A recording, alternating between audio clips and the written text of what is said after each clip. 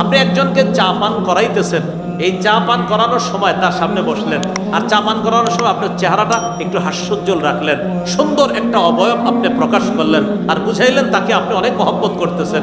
রাসূলের হাদিস প্রমাণ করে এই ছোট্ট আমলটা, চা পান করাইলেন আর তার দিকে একটু সুন্দর হাসি মাখা মুখে তাকাইলেন, হতে পারে এটা আপনাকে জান্নাতে নিয়ে যাবে।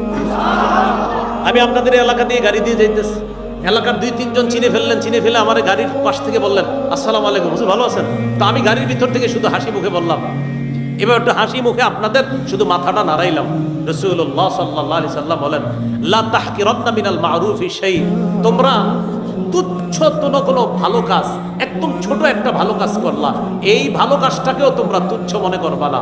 লা তাহকিরান্না মিনাল মারুফি শাইআ, ছোট্ট একটা ভালো কাজকে তোমরা তুচ্ছ মনে করবা না।